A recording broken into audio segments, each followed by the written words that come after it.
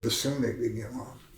And when you're talking 12, 13, 14 years old, that's perfect for a kid. Because, your parents will stay off your back. I'm not getting any, I never got into major trouble when I was adolescent, which was good. But, it just was good. I feel like we need to release this as a PSA for parents. It's like, if you're worried about your child getting in trouble, get them an instrument. Give them a bassoon.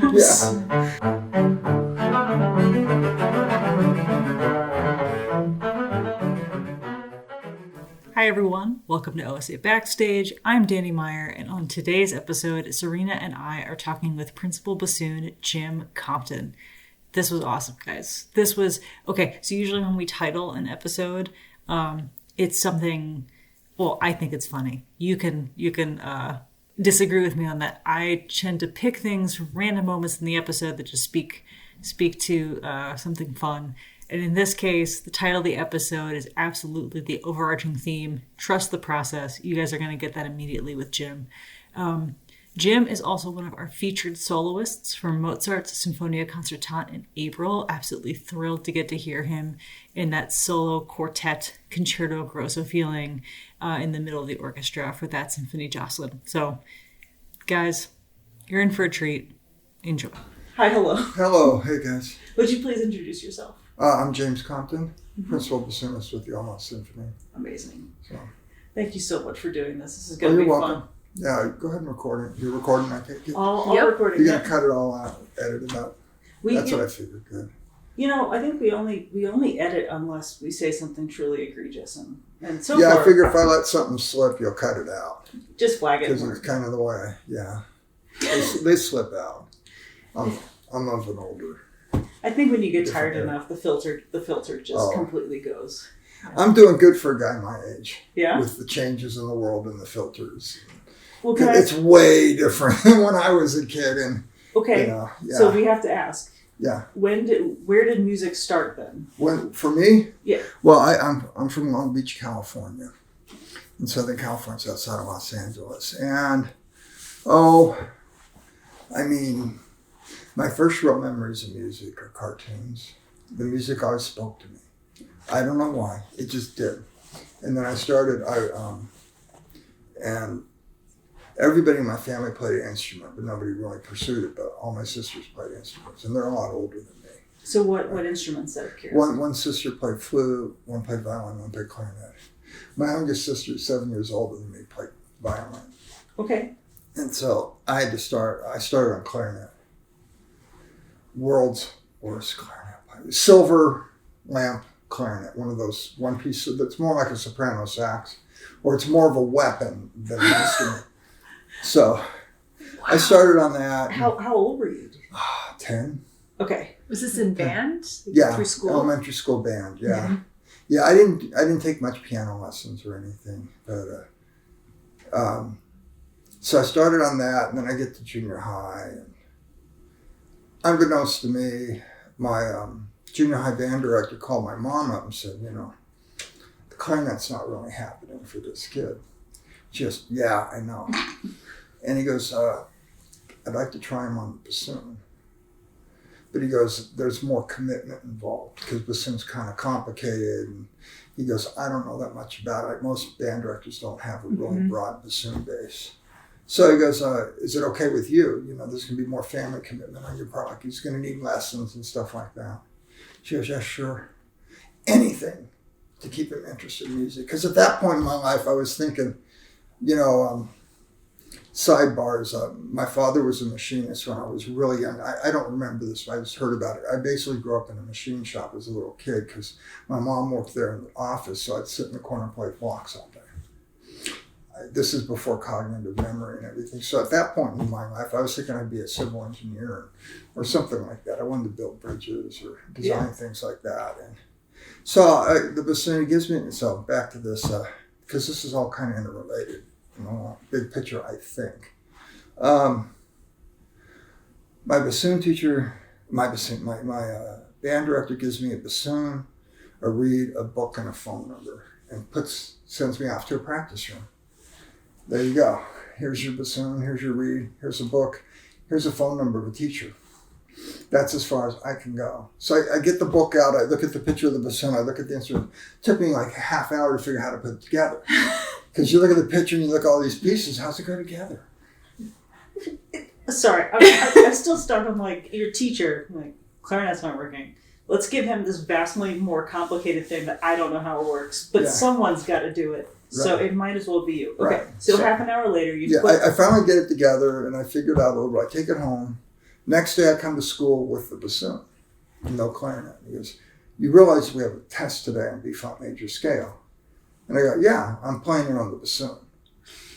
So after one day on the bassoon, I was better than 3 years on the clarinet. I played my scale and he was like, it just clicked in that sense. And I think part of it is bassoon is the fingerings. I like those kind of hands things. Okay. I think that was part of the initial appeal because I wasn't like this majorly, some people have this amazing amount of talent. I mean, I just grew up in this real old school, hardworking family kind of environment. And, but I liked it.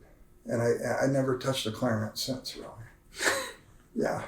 That's okay. Yeah. That's amazing. So you just, it was like, okay, I guess this is what I'm going to do. Yeah. Well, then I started really liking it. And they had, my junior high program was very unique and it's fantastic. The teacher, we would do all our major minor scales. Every day we'd have a rhythmic, he'd go through in the band, hold up a flashcard, what's the rhythm, one and, whatever, rhythmic. He did this every day, and we'd have scale tests. And like, you'd have the big scale test where he'd record, you'd have to go in the practice room and record all your scales. Yeah. And he played mine for the class one year because he goes, this is what I'm looking for. I mean, this was like an 8th grade after a while, and I know it was like, junior high level, but I figured out all my, so that, because it was very interesting to me. But like, what an awesome moment for you, because I think so many people would say that like if it's not working with one instrument, why is it going to work with another one? Why is it going to work? That's way different. Yeah. But it did. Okay, so you're junior and it was high. A plastic reed too. That first reed was a plastic reed. Oh no. Okay. We're not talking high quality. I mean, none of this was, but the fact that like because I auditioned for, they had all city orchestra, and I auditioned for that, and I went and played for the guy. Played like 3 octave C scale, and he says, yeah, great, you're in. It's like, okay, and then he ran a music camp, so I went to music camp all summer after that. I'd be going to his camp all summer. It was really fun. So what did your parents think at this point? Well, they were happy. They knew nothing about it. They weren't very musical. And my dad's idea of music was this like music he'd play in the shop, this canned music. That was, and my parents were quite a bit older. They were more like World War II and Depression era people. So big band and all that was their thing. Because I remember them going out. I grew up not too far from Disneyland. They go to Disneyland to hear Les Brown or some of these old big bands that were still touring and stuff. But so as far as the bassoon, they knew nothing, which was great because I could go, and that was, I think, part of why it went the way it went for me was I could come home, go in my room, shut the door. If I was playing the bassoon, they'd leave me alone. And when you're talking 12, 13, 14 years old, that's perfect for a kid because your parents will stay off your back. I'm not getting any. I never got into major trouble when I was adolescent. Which was good, but it just was good. I feel like we need to release this as a PSA for parents. It's like, if you're worried about your child getting into trouble, get them an instrument. Give them a bassoon. Yeah. So I could avoid, it was, it was, so I could just shut the world out. And I realized like a concert player, Karen, she said to me, you like the process. I like the practicing. And the rehearsals, I'm not a big, I don't Jones to perform like some players do. I like the process. And with everything I do, not just the bassoon. If I'm building making something, I like the steps to get there. Yeah. I'm really into the process of things. Okay, that's fascinating. We were going to talk about the fact that you repair and renovate. Oh yeah, I like to build stuff. That phone number for the bassoon teacher that I got. Bill Waterlow, he was a realtor. So at like 12, I was, He was a realtor. he was a realtor. So Yeah. I'd go repair and paint the houses he was selling at 12 in trade for lessons. I was doing that stuff. I mean, this Yeah. all goes hand. That's like I say, growing up in the shop and building. Yeah. This all goes, and then for bassoon lessons, I paint fence, whatever this fence needs working on in this house. I go repair stuff for him. That, simple stuff. If it was major, yeah, I hired the big guys, but because I was just a dumb kid. Yeah, you're Yeah, 13. You can handle yeah. a bucket of paint, but you Yeah, can't do plumbing. But I wasn't. Yeah, that came later when I was working a summer job, piping and boilers and heaters for efficiency ratings, which you'd have a rack of 50 water heaters and I'd have to hook them all together so they could run them. Yeah. And but yeah, that was fun. But that's the kind of stuff I liked to do. So when did you? But, Okay, so you love the process. Yeah. You're using it as like, this is my alone time, just me and my Yeah. buddy the bassoon. Yeah. You're trading manual labor for lessons. Mm-hmm. When did you? Was it a conscious decision, like I'm going to go to school for music, or? yeah, there was a point. We traveled cross country. I don't remember when it was. It was around when Nixon got in trouble. I remember that much because I think we went up to Montreal on this cross-country trip in the truck with the camper on the back. And I was riding up in the cab the whole cross-country. And so, they were all down in the cab and we didn't have so I was away from everybody up there. And I listened to the radio all the time to classical music. And that was all summer. And that's when I was like, I think I'm going to go for this. That's where it really turned. I was probably 13, 14. Were you already playing? I just remember going to Montreal because my sister was with us, and she was in the military. She wasn't supposed to leave the country, and then all this stuff hit the fan with Nixon, and she's like, "We got to get out of here before I get caught." Get across the border. Yeah, get back across the border. You said you were listening to classical music, so Yeah. So was it the bassoon that led you to playing classical pieces that led you to listening, or was it? Well, in junior high, this teacher, we had the band, and then then he took he had this other class that he asked me to be in, and it was called Instrumental Ensemble, and it was like first period every day. Basically, it was like 25 kids, and it was a chamber orchestra, like violins, and if we didn't have oboes, we usually did trumpets, because you don't always have oboes and everything, but so like 3 days a week we were a chamber orchestra and we play movements, and we played real pieces, like a movement from a Beethoven 1 or stuff. We didn't do a lot of arrangements, because it was a special class. It was great. Or we did the water music, and that's it, and we did a lot of Baroque stuff, and Baroque's one of my favorite things to play. And we did that, and then the other half of the week we were a jazz band. So he handed me a tenor sax, said, "You're playing this tomorrow in jazz band." Okay, fine. And I tried to take a couple sax lessons, and the teacher said, "Nah. When I go out of the room and I hear you play saxophone, it sounds like a bassoon." So you might as well so I played sax in the jazz band, tenor and then bari, but it wasn't my thing. But the saxophone, the basic premise of playing a saxophone is rather simple. You can pick it up and the fingerings are pretty simple. Yeah, I could do it good enough for junior high jazz. And I played it a little in high school, like if the marching band needed an extra sax player. So I wasn't in marching band, but sometimes I'd march and stuff. For fun, I'd march with saxophone, so I could go to Disneyland for free with everybody, that kind of thing. Were you ever tempted to say, like, I'll just march with my bassoon? Yeah, no. No? I never thought it. I never even crossed my mind. Because I figured, not only would the mouth thing bounce around, I figured you'd never get heard bassoon out, so I just dissipate, so it's not very loud. That's, okay, I want to put a pin in that, because in the hall, there's so many bassoon solos. There's just like... And I love it. It's like that there's a billion points where you just have to be above everything else that's happening. And so I want to come back to that, like how you project that. Okay, well, my bassoon teacher in high school and college is a very famous teacher named Norman Hertzberg. Yes. Yeah. Okay, he was I started with him in 10th grade. And he was my bassoon. That was my bassoon teacher in high school and college. And but he always said, the bassoon is in the lettuce range. If you take a sandwich, you got the bones and the meat. The bassoon's dead center, and it gets eaten up really quick, but it just gets swallowed. The sound gets swallowed up because our range is right in the middle. Okay. Yeah, we call it the lettuce range. And he goes, and all the solos, where all the solos are written in this one basic octave, he calls that the money register.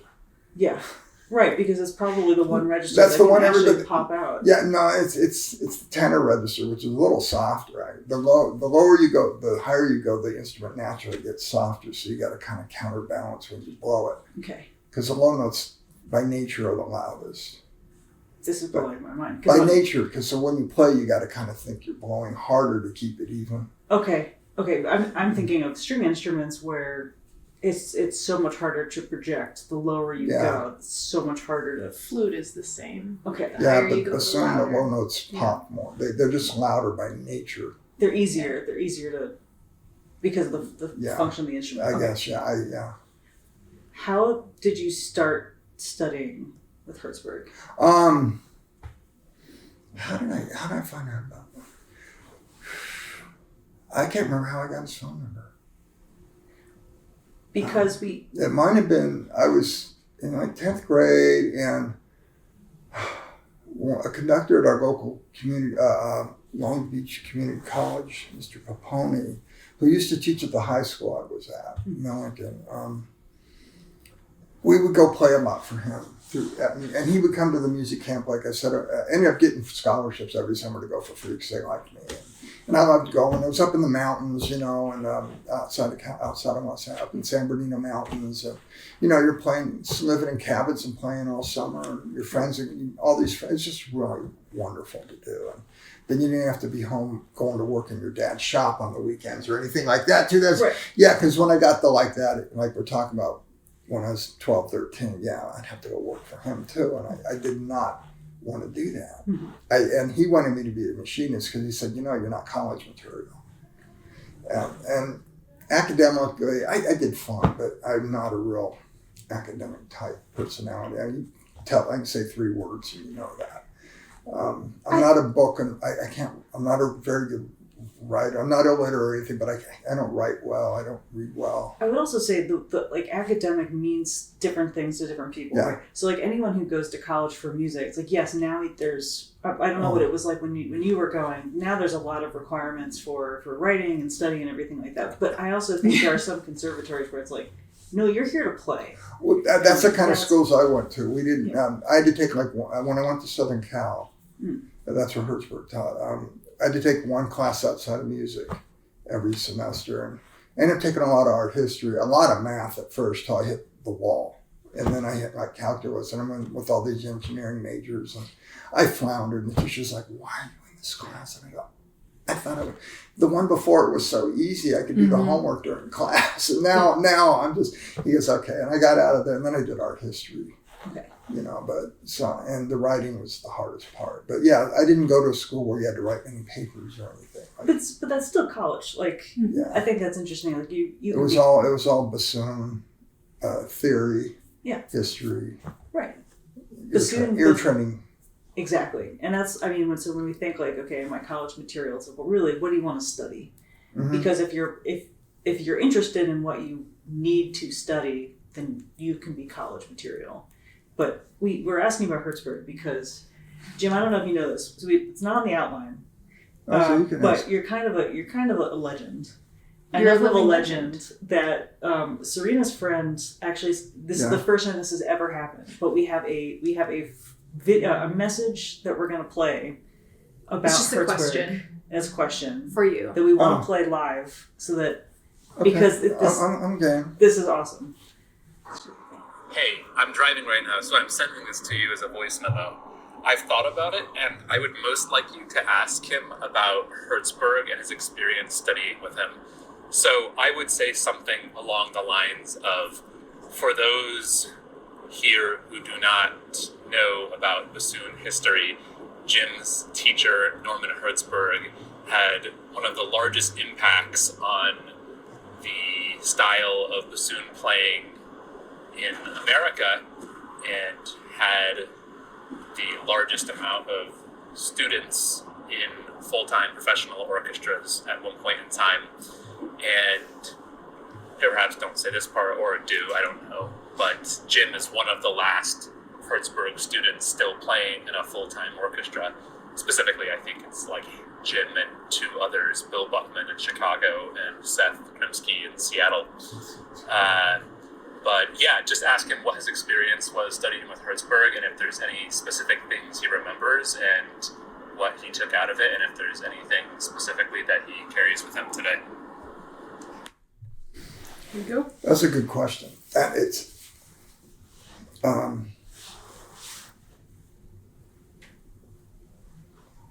and this is more broad right now than Hertzberg. I grew up with old school. I don't know if you understand what that means. My father was old school. Most of my mentors growing up were old school people. They weren't nice. Learn to duck. If they yell at you, stuff will come hurling at you. Your parentage might come up. It's a different than today. That's why I'm prefacing it, because Hertzberg, he was very old school. You drill, practice. He was very adamant about that. That's what people, I think why he was so good. You got to do your fundamental. He has all these scale patterns. His father-in-law, Simon Kovar, was in the New York Philharmonic, and that was his father-in-law. And if bassoon players look at, edited by Simon Kovar, yeah. So he was an old Russian. So I think he was even more extreme than those guys. And so he was very, very stern. That's the perfect word for it. He's a very stern teacher. Like my first teacher used to hold a knife over your leg so you wouldn't make mistakes. My junior high teacher, that kind of, it's not going to hurt you. He's holding it like right there. It's like, pick you up. But, it was an intimidation factor. And so Hertzberg was really into, do your long tones, your scales, your intervals, your melody scales, your PR. Do your fundamentals and practice really hard and break down your practicing. Use your scale pattern. You have a technical passage. Use your scale patterns to change articulations, change your rhythms. He was just really drill. I think that was his secret. Was he just was so drill? So does that make sense? Yeah, there's nothing so hard that you can't break it down to its fundamental. But you got to break it down. Yeah. If you don't, you're not going to learn it at speed. That's my teacher. I would consider my teacher the kind version of that. But he called it the catechism. And so it was like there was no passage that you couldn't reduce to just notes, and then just rhythms, and then just the strings that it's on, and then just the bowing patterns, and then you could start to put it back together. But there was a metronome, and then you one click at a time, bring it back up. Exactly the same thing. And I think and he was really stressed doing etudes. Like when I studied with him, you didn't study it. You did some excerpts, but that wasn't the formal part of your lessons. It was all this other stuff. It was how to play the bassoon as opposed to playing the music. Just I want to play this solo. No, it's how are you going to play the bassoon? So first. with you loving the process, you loving building things. That just clicked with me. I was going to say, was that like a natural fit? Yeah, because I remember the first lesson, he gave me some new fingers for high D and high E flat and stuff. And I told this to Nick, our other bassoon player, and he's like, "That's your first lesson when you're 14? Yeah. And then he gave me his scale patterns. He has the people, I've seen him on sheets right now. He didn't write stuff out either. I had this old piece of this old typing onion paper with his little writing on. Here's the first pattern. There's 4 notes in a rhythm.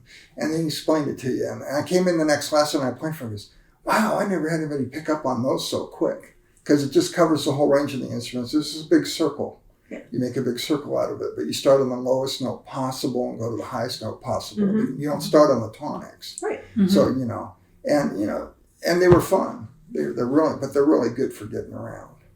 I'm pretty sure Hal Robinson, former principal of Philly, I don't know if he knew Hertzberg or what, but he totally stole that idea for his. Well, I'm sure, and I think he got it from Kovar, maybe. Yeah. His father-in-law. Yeah. But he taught so many people that I think that's why it's attributed to him. So was he Where did you study with him at college? Southern Cal. Southern Cal. So was he primarily there for his whole like teaching career, or Yeah. Okay. As far that's because he moved there. I think after the war to Los Angeles to do studio work, Mm-hmm. and then he taught at USC. Wow. And he was an adjunct. Like he wasn't a. He just came and taught the bassoon lessons and did a master class. That's it. And yet his students like Yeah. Okay, so did USC kind of become like? Did you know what you were? It was getting? more of a conservatory. Yeah, I mean, because we had like 6 in the studio at most, and all the most wind teachers were studio players who came in and taught. Okay. They weren't. They didn't teach other classes. So because you started with him in high school, Mm-hmm. was it just assumed you were going to keep going with him? That's what I wanted to do. Yeah. That was my choice. Okay. Mm-hmm. And then when, like, at what point did he start encouraging you to take auditions, or did those was he just? Everybody just did it. He didn't. Everybody was doing it. I was like, he said, Seth and I were. Seth was a little ahead of me in school, but we would all take auditions. And David Sogg, who used to play here, was a grad student when I was a freshman. I played a lot with him, and they were all taking auditions. So just kind of, you didn't even talk about it really with him, other than, he just was like, he knew you were all taking them. So it's like, yeah, you won, you lost, fine. Here, what did you prep? Did you prepare for your lesson? Yeah, as long as like, oh God, if you did a recital, which you had to do a couple of recitals, and then the next lesson after the recital was brutal because he'd give you like 10 really hard etudes. Okay, let's get back to work now that the fun's over. Now that the fun's over. Let's get back to work. Oh man. My tempo, my friend. And he'd do that, and he was really hysterical. Did he play in lessons? Huh? Did he play in lessons? No. No, he had. I don't think he was fond of performing. Okay. Yeah, I think we went to the studio, and he said the studio work. He goes, it was, 30 seconds of terror followed by 10 hours of boredom. Basically, is how he put that. Did he do a lot of read work with you guys? Was it like Well, the read thing's interesting. This goes back a way. This is all one big circle with me. I was thinking about this when you gave me it goes back to the machine shop because my father made all my reed tools, basically. What happened was, before Hertzberg, before I got too much my dad made me some shapers when I was he copied my other teacher's stuff. He'd just take it to the shop and copy it. And like when we used to, like my dad's shop, back in those days, we used slide rules. If you know what that is, yes, it's a pre-calculator. It's a thing like this you do math with. Okay. I used to be really good with a slide rule. I don't know which ends up now. Yeah. And we didn't have computers, so everything was done with like dial indicators on a surface plate to measure the thickness of the metal. So my dad, really quick, he worked down in California in the 60s when they farmed out all the work for the space program. So those shops like I was hanging, they were making parts for the rockets and stuff that went to the moon back when I was a little kid. So that was, I grew up around that. That was a big deal in my young life. Because by the time I went to the moon, I was like, old enough to know what was going on. So you went to the moon and you're like, that was in my shop. Yeah, that stuff was in, they made, I made parts for that thing, And for Grumman or whatever, or McDonnell Douglas. And, and they used to test the engines at the airport by my house so you could see the flames and everything. So that was pretty fun, but Mr. Hertzberg had this profiling machine, which you use profiling, you contour the cane to make a reed with. And you take a piece of cane it's all bark on the top. And you scrape the bark and get the first scrape on contour. And he asked my dad he said, it's not working right. Can you take a look at it? Because And my dad's like, yeah. He took it home and he took it to the shop and he comes home and he goes, that thing's a piece of crap. I can't fix it. So I made you a new one. And Hertzberg was like, whoa. And he made a new one. Because he said, I can't fix that one. It's a piece of crap. It's so out of whack. I can't fix it. Yeah. So they made machines for a while together, but then they kind of had a falling out. And, Hertzberg he sold a bunch of the ones that he made later off that that design. I have the original prototype one. It's the one I use. It's, you know. Wow. And it's just you know, and the thing is, there's no magic beans with reeds. You know, these profilers, they were great. They're great. And the ones Norman made later on and sold were great. But it doesn't still make the cane any better. You know, but it does alleviate some of the process. But so my dad was making those reed machines for a while and everything. Because so we'd cast them in sand casting and all these old school ways of doing it. Yeah, right next to the stuff that was going to the moon. Yeah. Yeah. Yeah. Well, this was probably a little after that because Apollo died out in 1972. Okay. Yeah, because my dad ended up going to Cal State Long Beach to work, and I don't know what his job was, but he was in a machine shop all day. So I was like, okay, it's a different shop, and I go over there, but but that's how the reed things came about. And you still have the prototype. Yeah, I still have mine, and it's got my name on it actually. It's like, wow, but yeah. That's, it's kind of like you realize you're going through your collection and you have something from your teacher that you just you start to like. Yeah. But you have to. I think the thing is, like, Jim's dad made the prototypes for this shape or these profiles, all the stuff that people around the world and mostly in the U.S. but around the world use bassoonists around the world use what his dad made. Oh, okay, yes, you're right. My brain had not. My dad, and they would talk about like the cam, which is where the shape is that you're copying. Then Hertzberg would say, I want this, I want that, and Dad would take reeds and measure it and transfer it to the metal because he could. And so that's how those came. And the patterns are really nice, but you can't make a finished reed on a profiler though. No matter, I try every couple of years. I'm going to figure it out. They suck if they're that thin when they're brand new. Okay. But. For example, our the second bassoon, Nicholas Nelson, different generation, different place really uses the Hertzberg shape. Yeah. Okay, so it goes. It's a two-way street now. It's like, yes, he was your teacher and you were part of his studio, but also because of you and your dad and the fact that your dad, like, all practical. He sounds like all practical people I know who's just like, well, this thing is a piece of junk, therefore I have improved it. He was an extreme perfectionist and very engineer, demanding. Human being. I'll just leave it at that. Yeah. But he was really good at that stuff. Yeah. And their tolerance was 1,000th of an inch. It was the tolerance that the NASA projects were. So he transferred that thing. And he tried to do woodworking and he couldn't do it. Because you can't do, it's like, Dad, come on, man, it's carpentry, big deal. No, those boards are, it's like, it's a piece of wood and you ain't going to make it happen. He was so stubborn about it, But like once you have seen perfection, it's like how can you metal you can do that with. Yeah. A hunk of aluminum you can do that with, but you can't do that with board. So Hertzberg's legacy, because he took you on as a student, because like this unintended consequence. Yeah, this he had no idea. He had no idea. Yeah, and this all just kind of, I was thinking about, it's just kind of a big circle for me. And I think I wish I would have mechanized my machine, had Dad mechanize it when he was still around. But it's okay, because I don't have delusions of mass producing reeds or anything.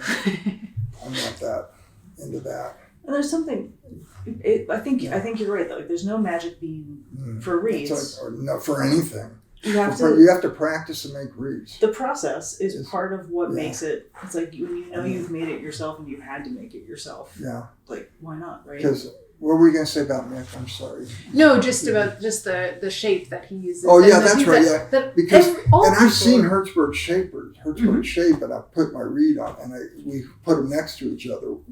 Nick's predecessor bought one. I go, yeah, the shape's right, but it's wider. Like the shaper was wider, a little bit wider, and I go, so it's the Hertzberg, it's the shape, but the width is different. I've seen that happen on a reed because I have I did buy a shaper from Hertzberg. Dad didn't make that one, and it says Hertzberg Projects on it, so it's like I bought it from him, and when I was in New York, and it's a little, and the other some of them are a little wider that they sell. The shape is the contour. Yeah. But the width is different. And that changes things. Yeah. Yeah. But. So that's okay. So Maybe he changed his mind after I bought mine. I have no idea. I don't know. But if it's working for you, then like why? Yeah. Why change I've it? always used it. Yeah. So so if Hertzberg didn't like to play in lessons or perform in front of his students, That's what I understand. I heard him play in public once. okay, The Spore Nonette. okay, It's a faculty thing at USC. Yeah. That was it. I heard some recordings when he was in the LA Chamber Orchestra. okay, But that's it. But he got really nervous. That's fascinating. Mm-hmm. So did you have somebody else that you were listening to specifically for orchestra stuff, or was that kind of just like? Well, the LA Phil, there's a guy, David Breidenthal, was their principal, and I took lessons from him on and off, and he taught at the Music Academy of the West when I went there. Yeah. In the summers in college, and so I listened to him a lot. And what did he? He was he like? polar opposite. Oh yeah. Polar opposite. Yeah. Did he do excerpts with you? Yeah, we did excerpts and solos and stuff, whatever you wanted to do. He was polar opposite. Okay, so you wouldn't call him old school at all. He was. No. And the funny thing was, because he played, when he joined the Philharmonic, and he joined with Frederick Moritz, was the principal, and I guess they were co-principals when he was young. He got in there really young. But Fred Moritz was another old German. And he said, he wouldn't let us have water on stage, so we'd always keep it in our coat pocket and Slocart reeds because he wouldn't let you bring water on stage. Yeah, he was one of them. Yeah, and Dave was total opposite. He was just Mr. California, Sunshine and Mozart. Moonbeam. Yeah, Mr. Yeah.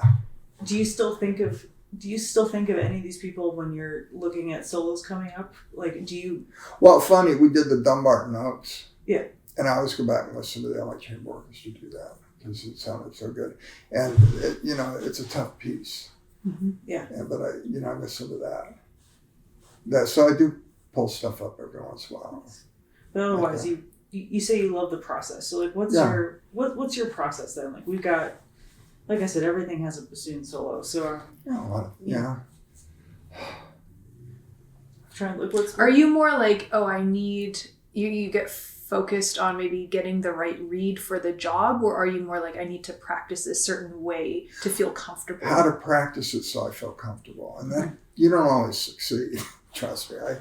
I'm doing better now than I had for a long time. I had things kind of fell apart from, I just really, and I feel like I'm getting back to normal. How I feel about playing. Like I don't get nervous anymore, but the anxiety's going down. Oh, nice. Performance anxiety, they call it. I kind of had a period of that. Yeah. It doesn't get easier as you get older. No. I can tell you young whippersnappers.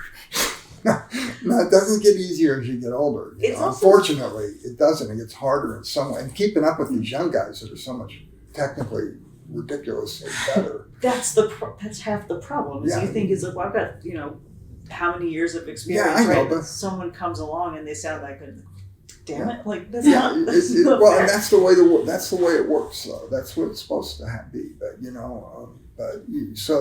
can either bury your head or just work. And I just try to work. There's try to do the best, but just be me. Do the best I can do, and I can't do everything. To approach something like, okay, what do I really have to work on in this? What's going to be the hard thing? What are the hurdles here? So when you're looking ahead to like Mozart Sinfonia Concertante, like what are the hurdles in the Mozart? E flat major. Okay. There's some awkward slurs in that key. So especially the thirds and the finger. It's just awkward. And I've been looking at it and. Little arpeggio things, fine, but the fingerings aren't necessarily really smooth from note to note. That's what I'm thinking. That's actually, like yesterday I was just working out those, practice your thirds and fourths and stuff. Yeah. That kind of thing. And now that has nothing to do with the music of the piece, but you got to get the nuts and bolts right.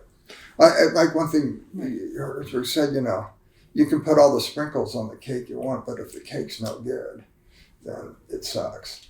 you know, and you got to get that cake right. You got to bake it. And I tell my students, you got to pour it in the pot and let it stew. You know, you got to let it cook for a while. Don't try to play it fast. Don't try to play it finished. You got to let things cook for a while. Like the Barber violins, which are wicked hard. Oh my God, that third one. You know, I was practicing that last summer, but I felt great. You know, it just like came out really good. You know, but it took a long time. Yeah, I said, I'm going to learn this in 2 weeks. Yeah. No, so that just for me was a real. It made me feel so good for myself. Not like oh wow, yeah, you know. But isn't that the point? Like, isn't that the whole goal? It's like here's this thing. Here's this thing that is not nearly as important as the solo. No one's gonna hear it. The only people who are gonna know whether I did it is probably me and the people like right around me. Right.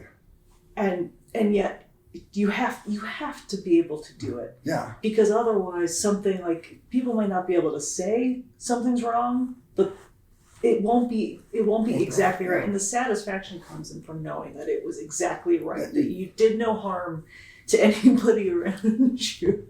I did no harm. That's like the page turner mentality. It's like, I'm up here. I can't. I used to turn pages a lot for piano players. Yeah, that's the most nerve-wracking job on the planet. It's the worst. It's the worst musical job on the planet. The whole my kid's mom was a piano player. Oh, you turned so many pages. Oh my God. She's a show player and accompanist and stuff. When people at school found out that I played piano, the number of recitals, I'm like, hey, you can turn pages, right? It's like, or I could watch you from the audience. But okay, the whole letting it stew thing, that is it is so hard to translate that for younger students, but it's so important because the brain and your hands have to have time to catch up to each other. There's no way around it. Like, you cannot start at speed and expect it's going to happen. You have to build the muscle memory up, and you have to do it slowly, and then you'll be amazed at how well things will feel down the road. But you have to trust that, like, by letting it rest and just like stew, how much better it's going to be every time you come back to it. Exactly. And was that like? And you got to get it so, like I tell my students, it goes right at first. It goes from the page to here to here. You want it to go from here to here. You got to cut out from the page to your head to your hands. It's got to go from the page to your hands. Your head's got to get out of there. Yeah. And that's what you got to do. Yeah. And it's hard. Yeah. How would you say, you said you work through it, like performing anxiety, and you're feeling better and better. Is it just the process at the end of the day that helps you get through it? Okay. I kind of went back to basics. Nice. And really started drawing that. I think I felt like I got astray of my original, my younger stuff. So. I think a lot of listeners are wondering, they're not performers or musicians. Like, what is going through your head when you're performing something like Sinfonia? You've got these arpeggios. As you're working on it, you're saying, okay, these awkward, I need to think of my fingers. When you get to the point of performing, do you have a kind of, you're still thinking every time you see the bar, like, I need to think about these things? You try to get it so it's just, you don't have to think too much. But, and hopefully your equipment is comfortable enough you can just be and relax. Do you ever think in like kind of imagery or any kind of? I always see things in cartoons, like with solos and stuff. Yeah. I kind of make up little stories in my head and stuff, and sometimes I think I know I'll play something a certain way, and the scholars just, oh God, that's not how you do it, But it's like I had this image and. I figured, hey, it's public. I can do what I want, within reason. Sometimes I go way out of bounds, but especially at home, you try to push it and say, okay, that's going, okay, yeah, and you talk about like when you're playing a piece, like you got to figure out what fingerings you're going to use. Because bassoon, we got several different fingerings for several notes. Like you can play the note this way, that way, figure that out. And sometimes, I used to try. sometimes short fingerings are good, but if your hands don't want to go to them, forget it. You know, give it a try, and just go to what your hands go to. Yeah. Because sometimes the fake fingerings, I've gotten burned by trying to do that, where I should have just stayed with the way I did it before. That fluidity is so important. I think even getting the brain out of it's so important. Yeah. Anytime you try something new, I don't know about you guys. Every time I try something new, it's like if I do well, if I stop thinking, and the moment I have to think about is when everything just completely falls apart. There's no time. Yeah. Would you if we go back to the lettuce range for solos, and then especially because Mozart Sinfonia Concerto for winds, it's you, Sandy, Carm, and Brett. Right. And this is actually very similar to what it's like in orchestra. Unfortunately, no Maria in this situation, but you're in the center and you're projecting out. Are you thinking any differently than you traditionally do between playing as principal wind or play louder? Okay. Play out more. Yeah.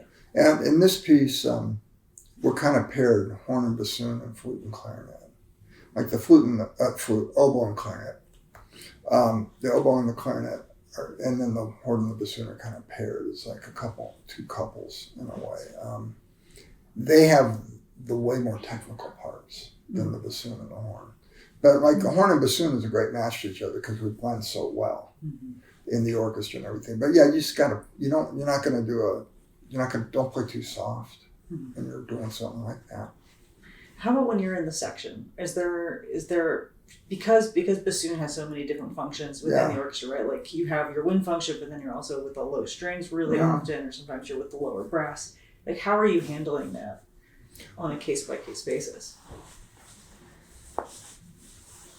Well, playing with the strings is fun. The solo sometimes you call it solo piano, which is basically loud. Yeah. And you got to figure that out. What solos really need to be how soft. If you're talking about a solo, because I tend sometimes not to play loud enough. And I know Anchors got on me once because I couldn't get it any louder, and it's like, get this, you got the whole string section playing. Maybe a little, throw me a bone, but that's hard, and that was, and then when you play with the brass, it's fun, just know who you're playing with, and the low strings are always fun to play with, beginning of Marriage Figaro Overture, we're playing with the cellos and the violins, so you listen to the violins, basically, or the violin, all the strings are playing mostly, So, but you got a lot of stuff with the violins sometimes. Haydn symphonies, Mozart. So you're constantly like listening across and adjusting. Okay. Yeah, figure out who you're with. Nice. Do you enjoy? I know you love the process, but have there been pieces where you finish and it's not just the satisfaction of I did no harm, or like that went really well, or is it? Are there composers you really look forward to? Well, there's so many good composers,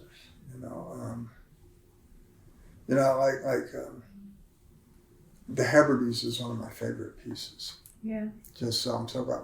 I love that. I've always loved that since I was a little kid. That was one of my first musical memories, is the Hebrides Overture.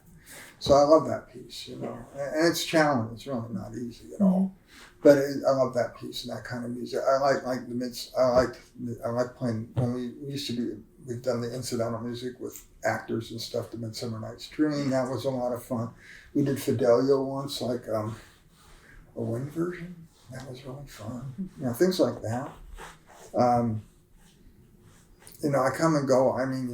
You want to know what pieces I like the most? I'm just curious because it's what's asked of it's all to do with the sound of the orchestra. Well, I listen to a lot of Baroque music. A lot of that's just string stuff, but I like that when I'm doing stuff. I'll put that on, like Handel Concerto Grossos and stuff. I love the style and sound, and the opera's coming next week from the English Chamber Orchestra doing Hercules next Friday. Oh, I got it. I went last. Did you go last year? No, I wanted to, but I couldn't go. Okay. Yeah, it was really fun. I liked it. I'm going next week. Yeah, I love that kind of stuff. That kind of singing with the countertenors and everything. We did that once at Southern Cal. We did the Messiah, and because the Messiah right now. Yeah, no, we did it with countertenors and stuff, like Baroque style. Although we played on modern instruments, so I played Dulcian when I was at college, but we did it in that style, which is a whole different Messiah than what you used to hear. That's all I'm saying, you know. Yeah, it was a lot of fun, and that hooked me then. So you're almost like, I don't need to be playing if it's the style of music that I... Yeah, a lot of it's the style. You know, like my favorite movement of the Symphonie Fantastique is the one we don't play with the, you know, it wasn't the waltz. Do you not play in the waltz? No. Da-da-da-da-da-da. You don't play during the ball? No. That's bizarre. And I love that piece in general, but my favorite movement is the one we don't play. You're just I just waiting love for that. I just love that. I just love it. There's a great moment in Saint Song 3 where the basses don't play and it's just the upper strings over top of the organ, and it's the most gorgeous thing ever, and it's like 32 bars where we just get to sit. Yeah, it's just magical. Yeah. So. Okay. Do you think... Okay, so I'm going to do a hard left, but do you think your love of the process is part of the reason why you are a cyclist? Because of how much care and maintenance and love of your bike? Yeah, I ran into a friend from junior high a few years back, and we keep in a little bit of touch. And I don't know anybody really from my upbringing except her and one other friend that found me in the last few years. And she said, yeah, I remember when we were in junior high and high school together, you know, you played the bassoon and you ran. I was a runner. I ran cross country and track. Okay. I hated track. It's so short. And I did a little marathoning when I was in like 20, and then I got in the other, and so now you're playing the bassoon and riding a bike. What's new? What's new with you? You know, because I can't run anymore. I can't pick my legs up like that. Because I started riding a bike to get in shape to run. Okay. And I never got off the bike. And the bike, yeah, I love the process. The bike's just fun. I'm an adventure rider. I've done a ton of grinders, and grinders are like 100K to 100 miles. I've done a couple 150s. And some guys who do 200 and 300, so, you know, they're real fast and good, and I'm always like last. I've gotten back where the parking lot's empty, but I had a great time. Yeah. So I don't care. And it's all on off-road. It's all dirt and gravel. Because there's not many cars, and you find neat stuff. And like one weekend I rode across from Kansas to South Dakota across Nebraska out by the Sandhills. That was really fun, one Labor Day weekend. That was my first state. And then the next summer I did South Dakota over a weekend. And then year before last, I did North Dakota. And I didn't know they grew sunflowers in South Dakota. I mean, they're like taller than me and they're like this big. It was really cool. And I rode up, but then I did North Dakota, ended up at the Peace Garden at the Manitoba border. That was really fun. And you find neat stuff, and you find interesting, nasty little roads. Yeah. You know, mountain biking's fun, but I'm not any good at it, and you get hurt. I tried doing it for a while, and I kept jacking up my wrists and stuff. And it's like, you know, I didn't break anything yet. You know, I got hit in the head real good. Cut my head a few times. But it's like, I don't, you know, it's a little, I don't mind the technical stuff, but the downhilling and stuff, I'm not into. And so I found this, and it's like, a country player, my other half, she said, you know, I've known you a long time, and you always seem so landlocked here in Nebraska because of your upbringing, growing up in California, because we spent a lot of time in the desert, the mountains, and I had a sailboat in the ocean, you know, and stuff, and you come to Nebraska, which is, if I'm not mistaken, the most landlocked place in the world, technically. She said, and then you found the bicycle, and it's like you found your ocean. And you're so happy and every time I'd say, how was it? You go, oh, it's great, I'll get out there. You just go off, and, you know, I find neat stuff. You just find it.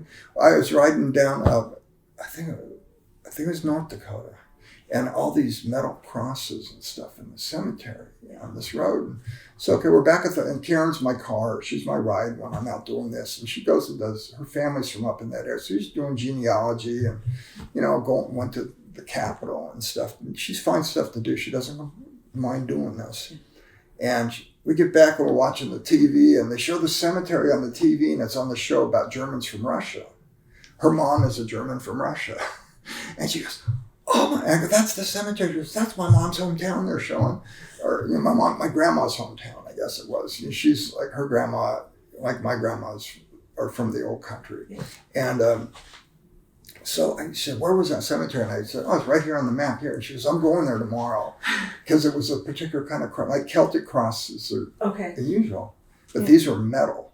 It's just fun, fun. You find fun stuff though. The whole point is the adventure of it all. Right. And that tracks now because it's like, it's not about playing a specific piece. It's not about acing a recital. It's like, it's the process. It's you enjoy every single second of putting it together. Yeah, when I was younger, it might have been more pointed, but now that I'm older, I just like the whole picture, the whole thing. Do you have intermixes? Yeah. Do you have like a bucket list ride, or do you just keep a bucket list going for like, here's what I want to try? Like, riding? Yeah.